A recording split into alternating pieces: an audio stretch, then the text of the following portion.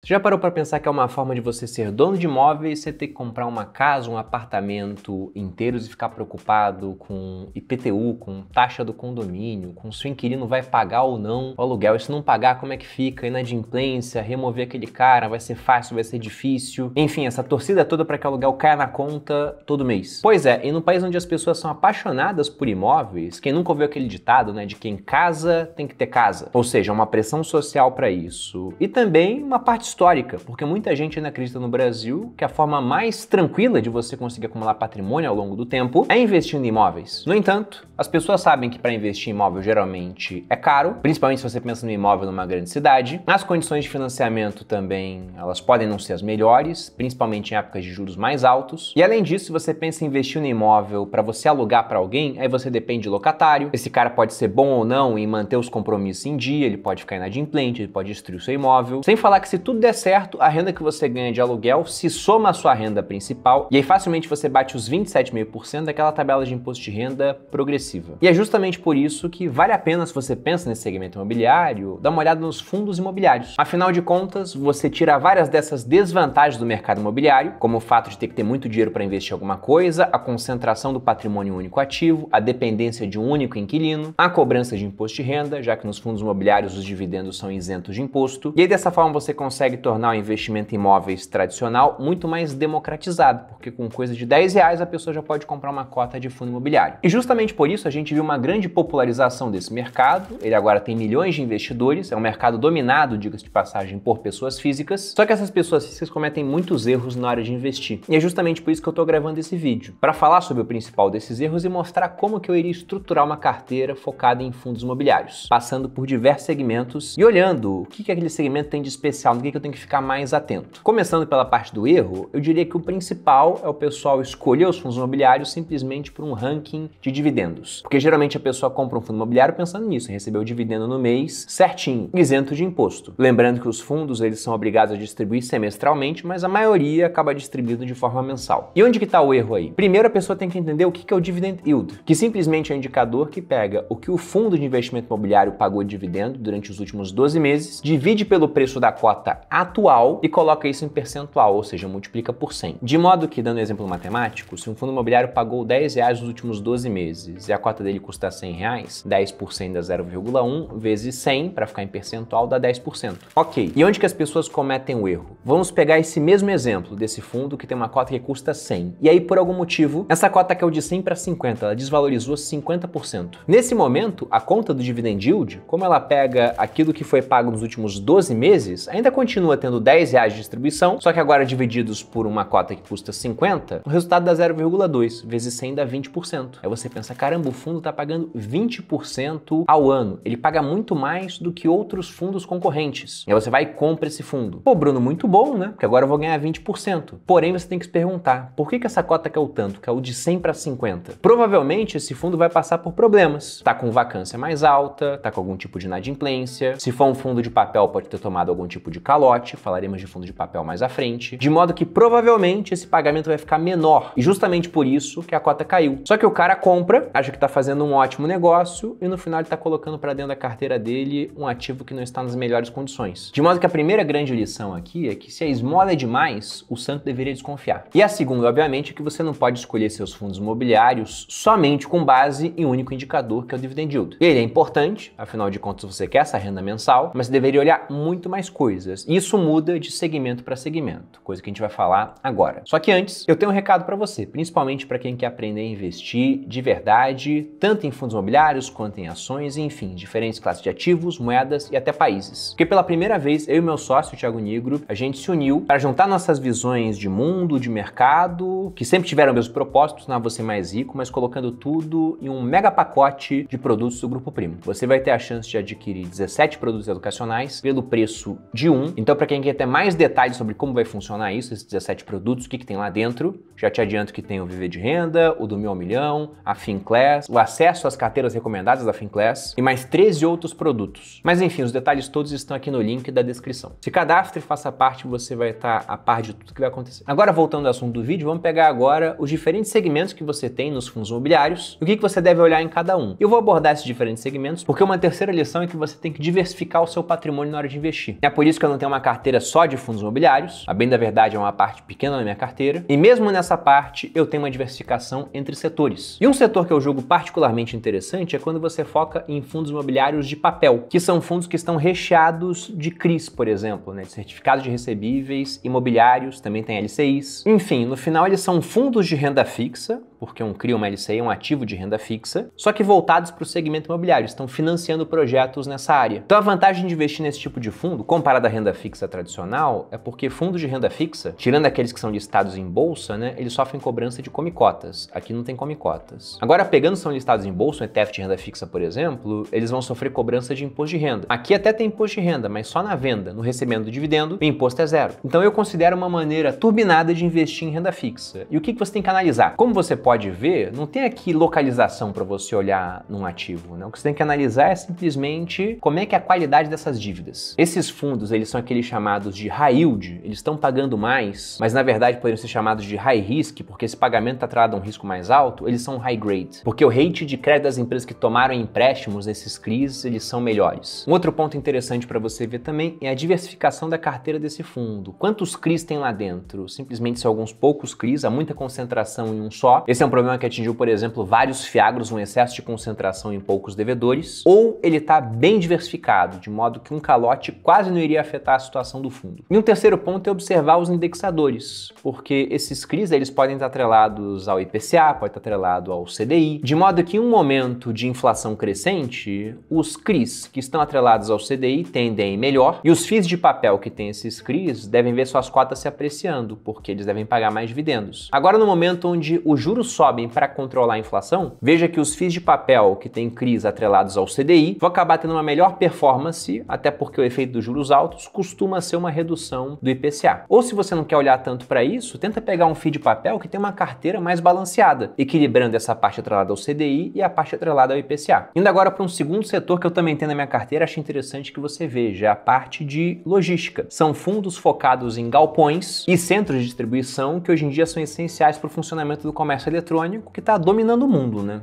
Basta ver o que você compra presencialmente comparado ao que você compra na internet. No meu caso, as compras pela internet, elas são muito mais frequentes do que as presenciais. Até por isso que eu tenho posição em empresas de celulose. Lá atrás, há muito tempo, eu não vou lembrar agora o ano, mas já faz mais de 10 anos, eu lembro que teve um tipo de pensamento no mercado do tipo, as pessoas vão deixar de ler, não vai mais usar papel por conta dos leitores digitais. Bom, hoje todo mundo continua lendo no papel, eu particularmente até tenho o Kindle em casa, mas prefiro o livro físico, a não ser para viagens, né? Aí o Kindle é mais prático. Só que eu compro muito pela internet, e tudo que eu compro pela internet vem embalado com papelão. E não acho que essa tendência vai mudar. Justamente por isso, fundo de logística é interessante, né? Principalmente aqueles que são localizados em áreas mais próximas a grandes centros urbanos. Então esse é um primeiro ponto, observar a localização desses galpões. Quanto à localização, tudo que for de tijolo, localização é importante. Já anote isso no seu caderno. Segundo ponto, qual é a qualidade dos inquilinos que estão locando esses galpões? São empresas que estão passando por problemas e que talvez não tenham condições de pagar? Ou são empresas que estão de vento em popa? Se você vê lá que o Mercado Livre está locando aquele galpão, é uma coisa. Agora, se você vê que é uma lojas americanas, vamos lembrar que teve aquele escândalo há não tanto tempo, eles chegaram a ficar inadimplentes. Então, observar a qualidade dos locatários é interessante. Um outro ponto é entender a parte de vacância física e financeira. Pensando em vacância física, o quanto a estrutura do fundo está locada. Há muita vacância? Essa vacância é estrutural porque a região é ruim, é difícil de completar? Ou não, a vacância é pequena? E quanto à financeira, ela tem a ver com, por exemplo, inadimplência. O fundo ele pode estar 100% locado, a vacância física é zero, mas você tem uma inadimplência de 5%. Ou você tem alguns contratos com prazo de carência, eles não estão pagando ainda. É outro indicador para ficar de olho. E por fim, nessa área, o prazo dos contratos. Esses contratos são típicos, eles são atípicos, eles são contratos de longo prazo. Geralmente, fundos que têm contratos de longo prazo, eles acabam tendo uma precificação melhor do que aqueles fundos que estão cheios de contratos de curto prazo prestes a vencer. Sobretudo se a localização não for tão boa, né? Porque deve ser mais difícil você conseguir colocar um novo inquilino pagando um preço bom naquele ativo. Um terceiro setor que deveria estar na sua carteira é a parte de fundos de shopping. Alguns dos maiores fundos que nós temos hoje negociados na nossa bolsa são fundos que investem em shopping centers. A receita principal vem dos aluguéis pagos pelas lojas, além de estacionamento e algumas outras fontes. Novamente, na hora de analisar, localização é muito importante. Como todo fundo de tijolo, como eu já havia dito anteriormente, então no caso dos shoppings, eles estão numa região onde você consegue atender um público com alto poder aquisitivo. Muita gente, né, acaba passando por lá, porque é uma região de na hora hora do almoço, por exemplo, lota. Um outro ponto é observar o mix de lojas, né? O que você tem de oferta de loja lá? Você tem várias daquelas lojas âncoras que você encontra em todo shopping ou não? Elas não estão lá. Se elas não estão lá, é provavelmente porque não vem o potencial naquele ativo. Da mesma forma que você olhava a vacância num fundo de galpão, você tem que olhar a taxa de ocupação. Eu, particularmente, prefiro fundos que têm uma taxa de ocupação acima de 95% quando a gente fala em shoppings. E como no final você está falando de aluguel de loja, para poder cobrar um aluguel mais caro, você tem que estar mostrando para a loja que vale a pena estar lá, é muito interessante você observar também vendas por metro quadrado e tem um indicador para essa área chamado de NOI, Net Operation Income, que é o lucro operacional líquido desse fundo, descontado ali o condomínio e IPTU. Então em shopping, basicamente nisso que você fica de olho. Próximo setor, fundos de escritório. Eles investem em prédios comerciais, em andares, em lajes. E aí, novamente, a localização é importante, porque aqueles que são de alto padrão em localizações onde há muita procura, por exemplo, Faria Lima, tendem a ter um desempenho superior àqueles que são localizados em áreas mais periféricas, onde o acesso é mais complicado e a valorização do metro quadrado ela é menor. Novamente, é interessante ficar de olho na vacância da região e o valor do metro quadrado na hora que alguém vai locar. E não só o valor estático, né? Se esse valor está baixando porque está surgindo mais empreendimentos em volta, mais concorrência, ou se o valor está aumentando, porque simplesmente não tem mais terrenos na região. Novamente, eu cito o caso aqui da Faria Lima, em São Paulo. Quinto setor para que você fique de olho, fundos de renda urbana. Eles investem em imóveis ligados a atividades essenciais, como por exemplo supermercados, farmácias, escolas, agências bancárias. Esses imóveis que estão na rua, né? Estão na calçada. Novamente, localização é muito importante, então regiões com alto fluxo populacional, mais densamente povoadas, elas tendem a ter um preço mais atrativo, tanto do metro quadrado quanto do aluguel, tendem a ter um maior potencial de valorização, então tudo isso ligado à localização. E é importante também você entender do setor, né? Porque se você me fala, tem esse fundo aqui de renda urbana, ele está recheado de agências bancárias, levando em conta que vários dos grandes bancos já fecharam metade das agências nos últimos 5 anos e que dos bancos digitais estão crescendo pra caramba, eles não costumam ter agências, acho que esse é um segmento que não deve se provar ao longo do tempo. E aí, como em todo fundo de tijolo, além da localização, é interessante estar de olho na vacância, na qualidade de quem está alugando aqueles imóveis, se esse fundo ele tem uma certa diversificação do seu portfólio, porque ele pode simplesmente ter um único andar em um único prédio, ou você pode pegar fundos que eles não são monoativos, né? Eles estão bem diversificados em diferentes áreas e por isso tendem a ter mais estabilidade de receita. E o último que eu vou citar aqui são os fundos de fundos. Então veja que nós passamos por 6, né? Fundo de papel, galpão logístico, shopping, renda urbana, lajes corporativas e agora os fundos de fundos eles podem comprar todas as cotas desses outros fundos aqui. E aí muita gente fala, pô, fundo de fundo não vale a pena, porque em todos esses fundos que eu citei você paga uma taxa de administração. E aí no fundo de fundo você paga outra taxa para que ele compre cotas desses outros. Então uma potencial desvantagem é isso, você tem taxa sobre taxa. Mas, principalmente no mercado atual, você também tem desconto sobre desconto. Porque lá atrás eu falei do dividend yield, que é um erro que as pessoas costumam cometer, e que você não deve comprar só por um único indicador, mas há um outro indicador muito importante que as pessoas deveriam olhar mais, que é o preço sobre valor patrimonial. Nos fundos de tijolo, você tem uma comparação entre o preço de mercado e o valor do laudo que é feito, mostrando quanto vale aquele imóvel, e aí hoje você encontra praticamente todos os fundos negociando com desconto sobre seu valor patrimonial, e nos fundos de papel é diferente. Você não tem um laudo do imóvel, você tem simplesmente o valor de mercado daqueles CRIs que estão dentro do fundo. E vários fundos podem estar negociando abaixo do valor de mercado desses CRIs. Inclusive para fundo de papel, se negociar abaixo, eu acho muito bom, é uma boa compra. Se negocia acima, aí já não acho tão interessante. Você está comprando uma nota de R$100 por mais de R$100. Tanto que eu tenho como uma regra de bolso, simplesmente, bateu 1,05 de preço-valor patrimonial em fundo de papel, eu vendo, vou comprar outra coisa. E aí no caso dos fundos de fundos, o que acontece hoje é que você consegue comprar um fundo de fundo abaixo do seu valor patrimonial, sendo que esse fundo de fundos, ele está investindo em vários fundos de tijolo e de papel que também estão abaixo do valor patrimonial. Então, no caso dele, né, você tem lá o somatório do valor de mercado dos fundos que ele investe, ele está abaixo disso, e nos fundos que ele investe, eles também estão abaixo do laudo ou abaixo do valor dos CRIs, daquilo que tem de renda fixa dentro da carteira do fundo de papel. Então, numa eventual recuperação, esses fundos podem subir bastante. E aí, obviamente, além de olhar o quanto você está pagando nesse fundo, né, o PVP é muito importante em fundo de fundos, o outro ponto é analisar a diversificação desse fundo. Você pode querer um que tenha mais composição de fundos de papel, você pode querer um que tenha mais composição de fundos de tijolo, algum tipo de mescla, para atingir os seus objetivos. Mas, no fim, num exemplo hipotético aqui, como é que eu distribuiria dentro da minha parte de fundos imobiliários da minha carteira a minha alocação patrimonial nesses setores? Eu gosto de ter mais ou menos 30% em fundo de papel. Então, dos 100% destinados, 30% já iria para essa área. E entre os high grade ou os high yield, eu prefiro fundos high grade. Então, eu prefiro pegar aqueles que realmente têm uma carteira de crédito mais sólida. Porque eu já vi muito problema ao longo dos 17, quase 18 anos de investimento que eu tenho na nas costas. Quando você tenta ganhar um pouquinho a mais, mas com a qualidade de crédito mais baixa, geralmente isso não costuma compensar. Agora, pegando os outros 70%, 10% eu colocaria em FOF, 20% em shopping, 20% em logística, 10% em escritórios, também iria para esse segmento mais premium. Vamos lembrar que localização é muito importante, e 10% em renda urbana, também pegando regiões onde você tem uma localização bem interessante. Contudo, eu vou lembrar que essa é apenas a minha visão, não sou dono da verdade. Você pode ter um pensamento diferente do meu, tranquilamente, só botar nos comentários aqui o que você acha, suas ideias, para que outras pessoas possam aprender o que você está falando também. E aí vamos lembrar que essa alocação ela também pode variar de acordo com o cenário macroeconômico e com o objetivo de vida de cada um. Então não é porque eu acho que essa é boa para mim que vai ser necessariamente boa para você. Justamente por isso é interessante estudar sobre investimentos, para que você possa montar a melhor alocação possível para o seu caso específico. E aí, novamente, para quem quiser aprender mais sobre isso, eu lembro que no dia 9 de junho